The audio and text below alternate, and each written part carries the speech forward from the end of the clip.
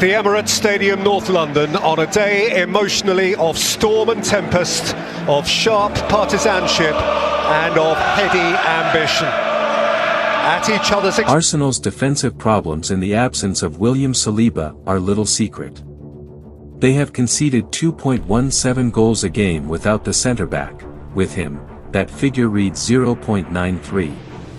Arguably they have missed Takahiro Tomiyasu in equal measure. He has been injured since mid-March, like Saliba, and could have slotted in at centre-back, taken on bespoke defensive tasks at left-back or, perhaps most attractively, been fielded at right-back to allow Ben White a move inside. Without Saliba and Tomiyasu there has been too much reliance on Rob Holding, who is competent but does not have the required quality in or out of possession. Jakub Kiwior, a January signing from Spezia, is evidently not deemed ready to step in.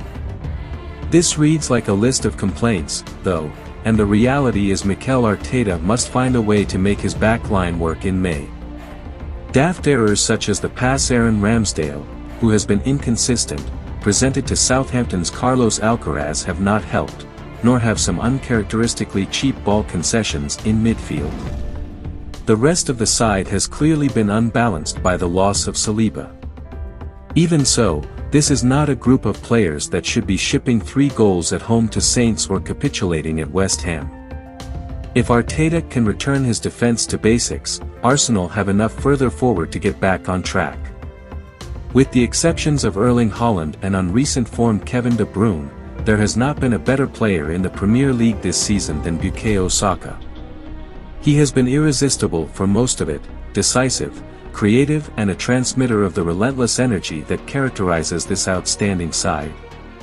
But his form has dropped a little of late and Arsenal must find a way to get him firing again for the run-in.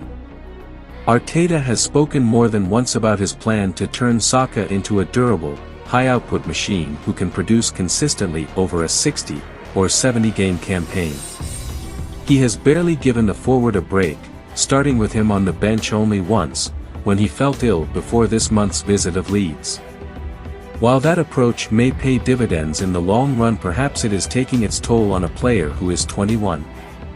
The counterpoint here is that, as recently as the Southampton game last week, Saka was teeing up a goal for Gabriel Martinelli and sweeping in a late equalizer that almost set Arsenal up for another rousing late victory. That is not outwardly the sign of a player running out of steam.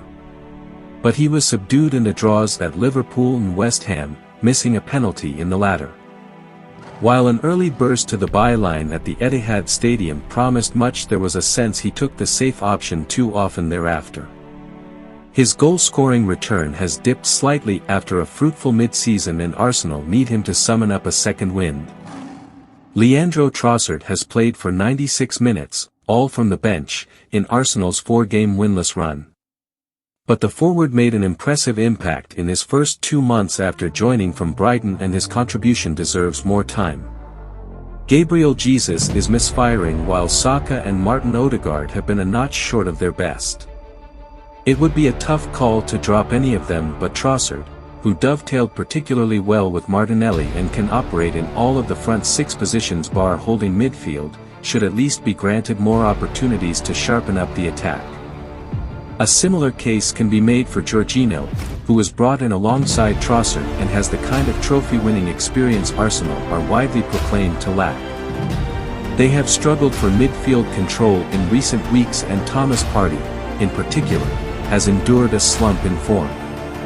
Jorginho received half an hour's action at City and 23 minutes against West Ham. Otherwise he has not been seen since the comfortable win over Leeds. It feels like time to give an extended run to a player who knows how to master the sharp end of a season.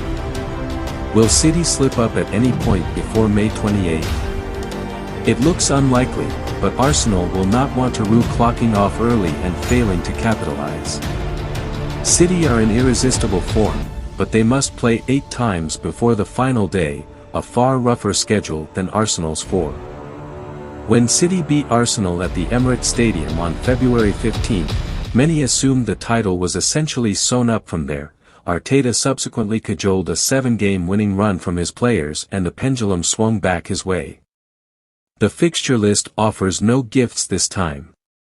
Even though Chelsea are plummeting, a London derby on Tuesday may be something of a leveler. The risks in a trip to Newcastle speak for themselves. Brighton may still be in European contention when they visit North London, and nobody would fancy a trip to a raucous city ground if Nottingham Forest need points on May 20th.